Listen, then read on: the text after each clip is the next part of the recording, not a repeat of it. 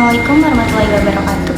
Hai, perkenalkan nama saya Siska Amelia dengan NIM 220571. Saya dari Prodi Manajemen RA5 semester 3. Saya membuat video ini untuk memenuhi syarat penilaian ujian tengah semester mata kuliah teori ekonomi dengan dosen pengampu Muhammad Teguh Setiadi, SE, MM, CTMP, CMC, CPGAM, CPLM, CIB. So much motherfucking design on right now. Oke, materi yang pertama itu ada ilmu ekonomi dan ruang lingkupnya. Ekonomi adalah sebuah bidang kajian tentang pengurusan sumber daya material individu, masyarakat, dan negara. Untuk meningkatkan sumber daya ekonomi bisa melalui pilihan-pilihan kegiatan produksi, konsumsi, dan distribusi.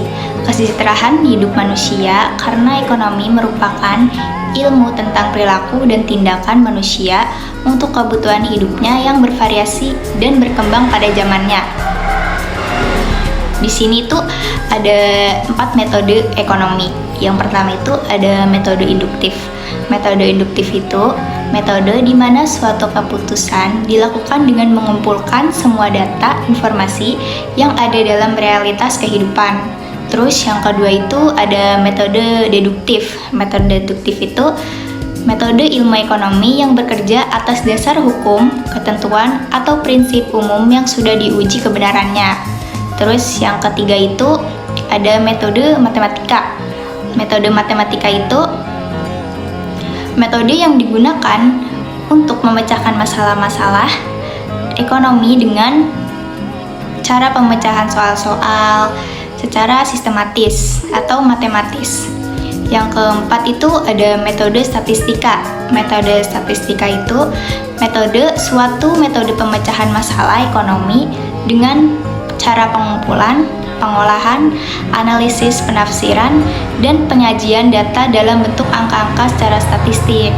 Terus ruang lingkup ekonomi itu ada 2, yaitu ada ekonomi makro dan ekonomi mikro. Yang pertama itu ada ekonomi makro. Ekonomi makro itu suatu cabang ilmu ekonomi yang pembahasannya tentang ekonomi keseluruhannya, mulai dari perilaku, proses pengambilan, keputusan, dan kinerja. Ada beberapa tujuan ekonomi makro, yaitu yang pertama ada membantu menciptakan lapangan pekerjaan, yang kedua meningkatkan produksi dalam negeri meningkat, yang ketiga ada membantu menstabilkan kondisi ekonomi, yang keempat ada membantu menjadikan neraca pembayaran seimbang, yang kelima ada menjadikan pendapatan penduduk lebih merata. Terus di sini ada ekonomi mikro. Ekonomi mikro itu ekonomi yang mempelajari beragam variabel ekonomi dalam ruang lingkup kecil seperti perusahaan dan rumah tangga. Ia mempelajari mulai dari variabel ekonomi yang lebih seperti konsumsi, investasi, dan tabungan. Konsumen dan produsen itu merupakan individu pada setiap rumah tangga, organisasi, masyarakat, dan perusahaan. Ruang lingkup pada ekonomi ini ada interaksi di pasar barang. Yang kedua ada perilaku penjualan dan konsumen. Yang ketiga ada interaksi di pasar faktor produksi. Yang keempat ada nilai guna. Yang kelima ada teori struktur pasar. Yang keenam ada elastisitas harga. Yang ketujuh ada industri. Dan yang terakhir ada pasar input. Terus di sini ada teori ekonomi mikro, itu ada teori harga, teori produksi, teori distribusi, dan teori konsumsi. I got so much motherfucking design on right now. Materi yang kedua itu ada perkembangan teori ekonomi. Perkembangan ekonomi adalah proses perkembangan berupa kenaikan dalam jangka panjang dari suatu negara atau perusahaan untuk menyediakan banyak barang yang mendukung perkembangan ekonomi yang disesuaikan dengan tingkat kebutuhan. Di sini tuh ada faktor-faktor perkembangan ekonomi. Yang pertama itu ada SDM, sumber daya manusia. Yang kedua ada SDA, sumber daya alam. Yang ketiga ada iptek. Yang keempat ada budaya. Dan yang kelima ada modal. Terus perkembangan ekonomi itu ada dua tokoh dunia. Yang pertama itu ada Adam Smith. Adam Smith ini memiliki beberapa karya. Yang pertama ada pasar bebas, yang kedua ada pembagian kerja, terus yang ketiga itu ada konsep invisible hand, yang keempat ada nilai kerja, dan yang terakhir ada teori kapitalisme. Yang kedua itu ada David Ricardo. David Ricardo juga memiliki beberapa karya. Yang pertama ada hukum perbandingan keuntungan. Yang kedua itu ada teori nilai tenaga kerja. Yang ketiga ada teori modal atau teori of capital. Yang keempat ada teori perkembangan ekonomi klasik. Nah, dalam teori ekonomi itu ada teori pertumbuhan ekonomi. Yang pertama ada teori klasik, salah satu teori pertumbuhan ekonomi tertua yang sudah ada sejak abad ke-18, yaitu teori klasik. Tokoh termukakan yang seringkali dikaitkan dengan teori ini adalah Adam Smith, yang mana ia mempunyai tanggapan bahwa perekonomian penduduk yang ada dalam suatu negara akan bisa meraih titik tertinggi melalui sistem liberal. Yang kedua ada teori neoklasik. Teori ini meyakini bahwa peningkatan jumlah tenaga kerja bisa meningkatkan pendapatan per kapita. Akan tetapi, tanpa adanya teknologi modern yang berkembang, peningkatan tersebut akan bisa memberikan hasil yang positif terhadap pertumbuhan ekonomi secara nasional. Terus yang ketiga ada teori neo-Keynes. Teori neo-Keynes itu berpendapat apabila pertumbuhan ekonomi nasional dipengaruhi oleh permintaan, modal, dan juga investasi, ketiganya memiliki peran penting dalam peningkatan produksi nasional pada suatu negara yang akan berpengaruh juga pada peningkatan ekonomi yang ada di negara tersebut. Terus ada teori ekonomi baru. Nah, teori ekonomi baru ini memusatkan siklusnya pada sumber daya manusia yang menjadi modal utama peningkatan produksi dan juga ekonomi. Terus menurut Lucas dan juga Romer, tenaga kerja yang mempunyai wawasan luas, pendidikan yang tinggi, serta pelatihan dalam mempercepat perkembangan industri dan juga teknologi. Sebagai hasilnya, kegiatan produksi nasional juga bisa meningkatkan dengan lebih cepat. Terus yang kelima itu ada teori historis. Sebagai salah satu teori ekonomi yang cukup populer, teori historis dikembangkan oleh sejumlah ahli ekonomi yang mempunyai pandangan berbeda-beda, namun sama-sama berpusat pada kegiatan ekonomi masyarakat. Beberapa ahli yang terkenal sebagai mengembangkan teori pertumbuhan ekonomi tersebut, yakni Carl Robert, Werner Schubert, dan Friedrich List. I got so much motherfucking design on right now. Materi yang ketiga ada elastisitas permintaan dan penawaran. Elastisitas adalah perbandingan perubahan proporsional dari sebuah variabel dengan variabel lainnya. Tingkat elastisitas ini adalah tingkat berpengaruhnya jumlah barang yang diminta maupun yang ditawarkan karena adanya perubahan harga. Terus ada permintaan. Permintaan adalah keinginan yang disertai oleh kemampuan untuk membeli barang dan jasa pada tingkat harga dan waktu tertentu. Fungsi permintaan sendiri adalah suatu fungsi yang menunjukkan hubungan antara harga dan jumlah barang atau jasa yang diminta. Fungsi permintaan diambil dari sudut pandang pembeli. Rumus fungsi permintaan digunakan untuk menganalisa perilaku konsumen dan barang atau jasa.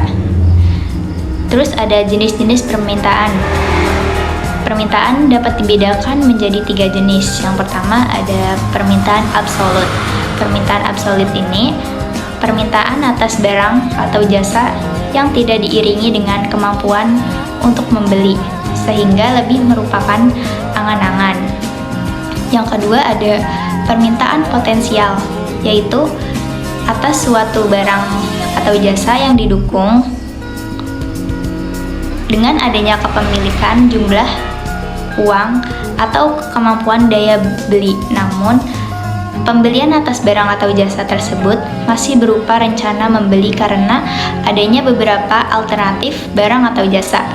Terus yang ketiga ada permintaan efektif, yaitu permintaan atas suatu produk, barang atau jasa yang dilakukan sesuai dengan daya beli yang dimilikinya. Terus ada penawaran. Penawaran adalah jumlah produk atau jasa yang tersedia untuk dijual pada harga tertentu suatu pasar pada suatu waktu tertentu. Terus ada fungsi penawaran. Fungsi penawaran adalah suatu fungsi yang menunjukkan hubungan antara harga dengan jumlah barang atau jasa yang ditawarkan oleh produsen.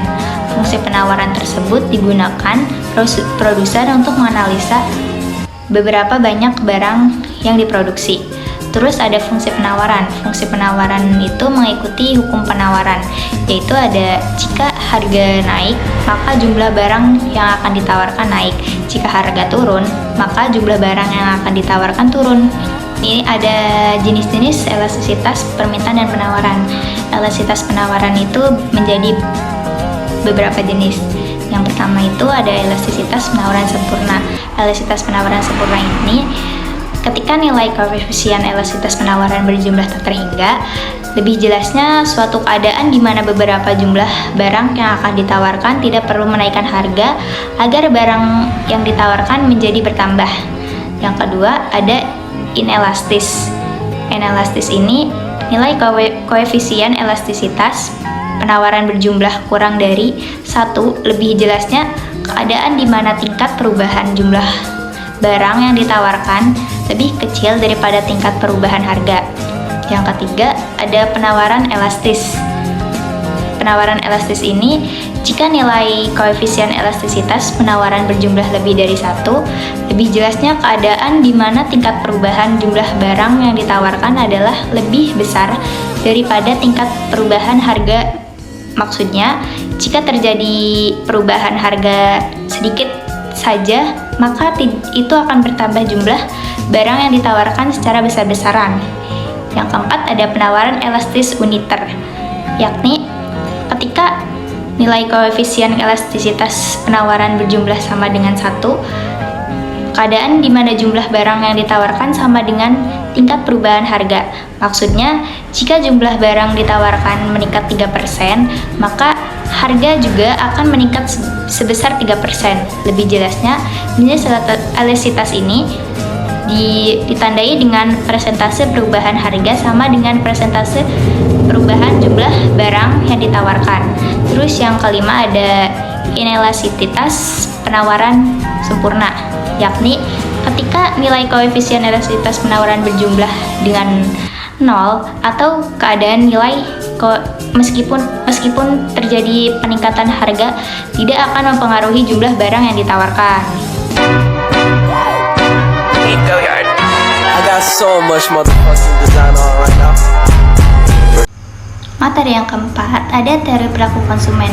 Perilaku konsumen adalah proses yang dilalui oleh seseorang atau organisasi dalam mencari, membeli, menggunakan, mengevaluasi, dan membuang produk atau jasa setelah dikonsumsi untuk memenuhi kebutuhannya. Perilaku konsumen ini akan diperlihatkan beberapa tahap, yaitu ada tahap pembelian, setelah pembelian, dan sebelum pembelian. Pada tahap sebelum pembelian, konsumen akan melakukan pencarian informasi yang terkait produk dan jasa. Nah, pada tahap pembelian, konsumen akan melakukan pembelian produk, dan pada tahap setelah pembelian, konsumen melakukan konsumsi atau penggunaan produk, evaluasi kinerja produk, dan akhirnya membuang produk setelah digunakan, atau kegiatan-kegiatan individu yang secara langsung terlibat dari mendapatkan dan menggunakan barang atau jasa, termasuk di dalam proses pengambilan keputusan pada persiapan dan penentuan kegiatan-kegiatan tersebut. Nah, konsumen dapat merupakan seorang individu atau organisasi. Mereka memiliki peran yang berbeda dalam perilaku konsumsi. Mereka mungkin berperan sebagai inisiator, influencer, buyer, atau user. Dalam upaya untuk lebih memahami konsumennya, sehingga dapat memenuhi kebutuhan dan keinginan konsumen. Perusahaan dapat menggolongkan konsumen ke dalam kelompok yang memiliki kemiripan tertentu, yaitu pengelompokan menurut biografi, demografi, psikografi, dan perilaku. Terus macam-macam teori perilaku konsumen, ada teori mikro. Teori ini beranggapan bahwa setiap konsumen akan berusaha memperoleh kepuasan maksimal. Mereka akan berupaya meneruskan pembeliannya terhadap suatu produk apabila memperoleh kepuasan dari produk yang telah dikonsumsinya, di mana kepuasan ini dibandingkan atau lebih besar dengan marginal utility yang diturunkan dari pengeluaran yang sama untuk beberapa produk yang lain. Terus ada teori psikologis. Teori ini berdasarkan diri pada faktor-faktor psikologis. Terdapat prinsip-prinsip dalam perilaku konsumen. Yang pertama ada membujuk konsumen untuk membeli produk yang dipasarkan. Yang kedua ada memahami konsumen dalam berperilaku, bertindak, atau berpikir agar pemasar atau produsen mampu memasarkan produksi dengan baik. Terus yang ketiga ada memahami mengapa dan bagaimana konsumen mengambil keputusan sehingga pemasar atau produsen dapat merancang strategi pemasaran dengan baik. I got so much motherfucking design on right now. Materi yang kelima ada biaya dan pemasukan. Biaya adalah pola perubahan biaya dalam kaitannya dengan perubahan volume kegiatan atau aktivitas perusahaan, misalnya volume produktivitas atau volume penjualan. Besar kecilnya biaya dipengaruhi oleh besar kecilnya volume produksi atau volume penjualan. Berdasarkan hubungan dengan perubahan volume kegiatan perusahaan, biaya dapat digolongkan dengan biaya variabel. Yang pertama itu, biaya variabel adalah biaya-biaya yang selalu berubah secara proporsional atau sebanding dengan perubahan volume kegiatan perusahaan. Yang kedua, ada biaya tetap. Biaya tetap adalah biaya-biaya yang di dalam kapasitasnya tertentu totalnya tetap meskipun volume kegiatan perubahan diubah. Nah, yang ketiga itu ada biaya semi variabel. Biaya semi variabel ini biaya yang totalnya selalu berubah tetapi tidak diproporsionalkan dengan perubahan volume kegiatan-kegiatan perusahaan. Yang keempat itu ada biaya semi tetap. Biaya semi tetap itu biaya yang mendukung unsur tetap dan variabel. Penerimaan adalah terjemahan dari revenue, yaitu suatu konsep yang menghubungkan antara jumlah barang yang diproduksi dengan harga jual per unitnya. Konsep penerimaan tentu saja dipandang dari sisi permintaan, karena tidak semua barang yang ditawarkan akan menjadi dampak bunga dan bagi hasil dalam produktivitasnya. Karakteristik dari sistem bunga dalam analisa biaya produksi adalah bahwa biaya bunga yang harus dibayarkan produksi adalah tetap. Dengan demikian, biaya bunga akan menjadi fixed cost. Dengan kata lain, berapapun jumlah output yang diproduksi bunga tetap harus dibayar. Konsekuensinya, lebih keberadaan biaya bunga akan meningkatkan total biaya. I got so much motherfucking design on right now. Ada struktur pasar. Struktur pasar adalah suatu variabel yang menunjukkan karakteristik dan kondisi suatu pasar seperti jumlah pembeli dan penjual, keadaan produk, keadaan pengetahuan penjual dan pembeli, serta keadaan rintangan pasar. Struktur pasar terkait jumlah dan ukuran distribusi perusahaan dalam pasar serta mudah atau sulitnya masuk dan keluar dari pasar. Nah, ada juga jenis struktur pasar. Yang pertama ada persaingan sempurna. Banyak penjual dan pembeli dengan produk homogen, persaingan sangat intensif, dan perusahaan tidak memiliki kekuatan pasar. Yang kedua ada monopoli. Monopoli itu hanya ada satu penjualan atau pemasok tunggal yang menguasai pasar tanpa adanya persaingan yang signifikan. Nah, yang ketiga itu ada oligoli. Oligoli ini hanya beberapa perusahaan besar yang mengontrol sebagian besar pasar. Keputusan suatu perusahaan memengaruhi yang lain dan terjadinya interaksi strategis antara mereka. Nah, yang keempat itu ada monopolistik. Monopolistik ini banyak penjual dengan produk yang dapat dibedakan tetapi masih ada beberapa kekuatan pasar karena perbedaan produk. Nah, yang kelima ini ada oligopsoni. beberapa pembeli mengendalikan pasar dari sisi permintaan, mempengaruhi harga dan kondisi perdagangan. Nah, ada juga ciri-ciri persaingan sempurna. Yang pertama itu ada jumlah pembeli dan penjual itu banyak. Yang kedua ada barang atau jasa yang diperjualbelikan itu bersifat homogen. Nah, yang ketiga itu ada faktor produksi bebas bergerak. Nah, yang keempat ada adanya kebebasan untuk pengambilan keputusan. Kelima ada pembeli dan penjual mengetahui keadaan pasar. Dan yang keenam itu ada produsen bebas keluar masuk pasar. Yang ketujuh ada harga ditentukan oleh mekanisme pasar penawaran atau permintaan. Nah, ada juga ciri-ciri persaingan tidak sempurna itu. Yang pertama itu ada jumlah penjualan sedikit tapi banyak pembeli. Yang kedua itu ada penjualan berhak menentukan harga produknya sendiri. Nah, yang ketiga itu ada penjualan baru akan susah untuk bersaing. Yang keempat itu ada tidak ada produk pengganti. Nah, yang terakhir itu ada barang yang dijual itu sama. I got so much motherfucking design on right now. Pendapatan nasional. Pendapatan menurut KBBI adalah hasil kerja atau usaha. Bila dihubungkan dengan ilmu ekonomi, pendapatan adalah suatu yang diterima seseorang sebagai hasil kerja, usaha, dan imbalan atas penyediaan faktor-faktor produksi yang dapat berupa gaji, upah, sewa, bunga, atau laba. Bila setiap individu, keluarga, atau perusahaan mempunyai pendapatan, negara juga memiliki pendapatan yang dikenal dengan istilah pendapatan nasional. Nah, ada juga karakteristik pendapatan nasional, yaitu ada nilai akhir, nilai pasar, dalam suatu periode waktu tertentu, dan juga berdasarkan wilayah.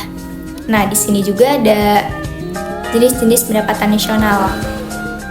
Yang pertama ada produk domestik bruto atau gross domestic product.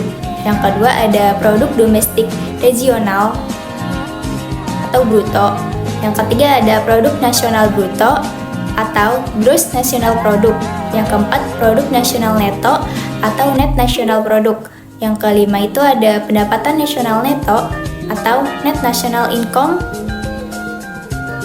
Yang keenam ada pendapatan perseorangan atau personal income. Yang ketujuh ada pendapatan bebas atau disable income.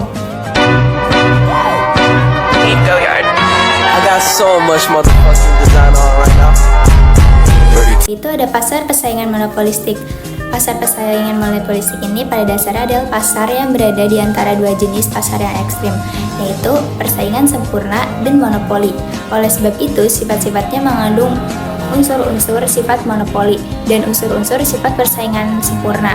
Pasar persaingan monopolistik dapat didefinisikan sebagai suatu pasar di mana terdapat banyak produsen yang menghasilkan barang yang berbeda corak, different atau produk. Nah, ada juga fungsi pasar persaingan monopolistik. Yang pertama itu ada efisiensi alokasi sumber daya. Yang kedua ada inovasi produk. Yang ketiga ada diversitasi pilihan konsumsi. Yang keempat ada peningkatan kualitas produk. Yang kelima ada penciptaan lapangan kerja.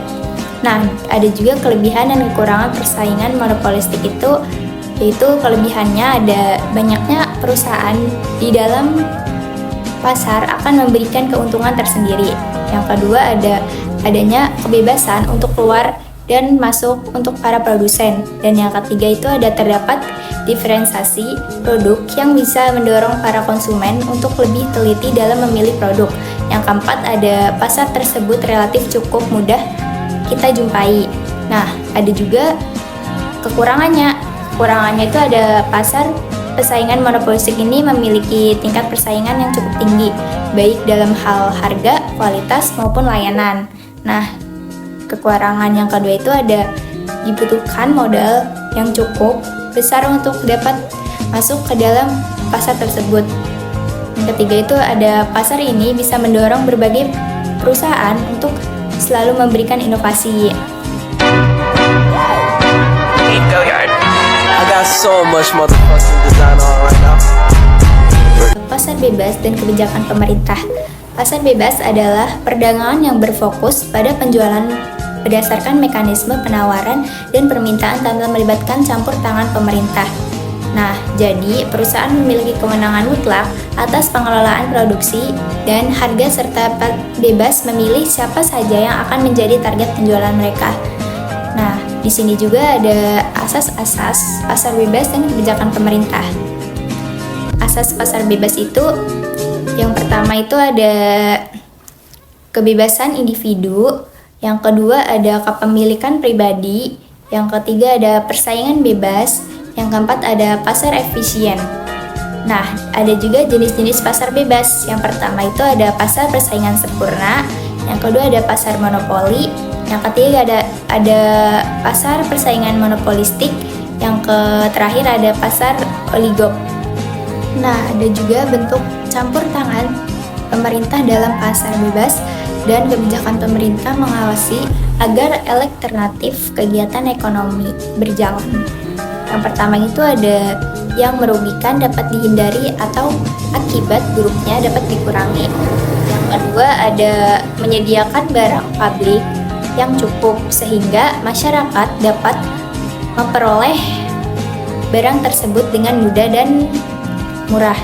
Nah, yang ketiga itu ada mengawasi kegiatan-kegiatan perusahaan, terutama perusahaan yang besar yang dapat mempengaruhi pasar. Yang keempat ada menjamin agar kegiatan ekonomi yang dilakukan tidak menimbulkan kerugian dan ketidaksetaraan. Nah, yang kelima ada memastikan agar pertumbuhan ekonomi itu dapat diwujudkan dengan efisien. I got so much motherfucking design on right now. Antara yang kelima itu ada kebijakan fiskal dan kebijakan moneter. Kebijakan fiskal merupakan kebijakan ekonomi yang berkaitan dengan penerimaan pemerintah. Bentuk penerimaan ini adalah pajak bersih yang diperoleh dari sektor rumah tangga.